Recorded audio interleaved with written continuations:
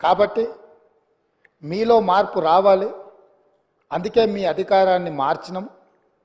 ప్రధాన ప్రతిపక్షంగా మీ బాధ్యతను నెరవేర్చాలని ప్రధాన ప్రతిపక్ష హోదా వారికి ఇచ్చి ప్రజలు ఇంకొక అవకాశాన్ని ఇచ్చే ప్రయత్నం చేశారు. దురదృష్టవశాత్తు గవర్నర్ గారి ప్రసంగం రోజు ప్రధాన ప్రతిపక్ష నాయకుడు హాజరు కాలేదు.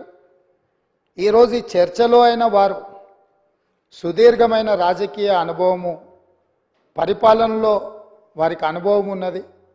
80,000 పుస్తకాలు చదివిన తెలంగాణ రాష్ట్రంలో అందరికంటే అతి గొప్ప మేధావిని అని వారు పదే పదే వారు ప్రస్తావిస్తుంటారు.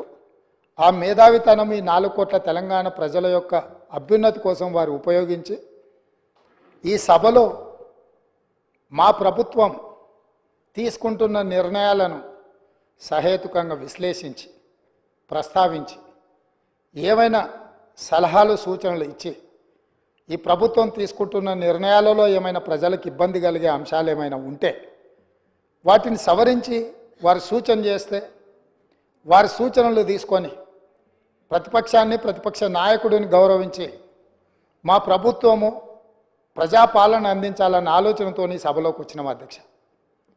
కానీ ప్రధాన ప్రతిపక్ష నాయకుడు రాకపోవడం, ఆ కుర్చీ ఖాళీగా ఉండడం ఈ సభ యొక్క గౌరవానికి మంచిది కాదని చెప్పి తమరి ద్వారా ప్రతిపక్ష నాయకుడికి సూచన చేస్తున్నాం అధ్యక్ష.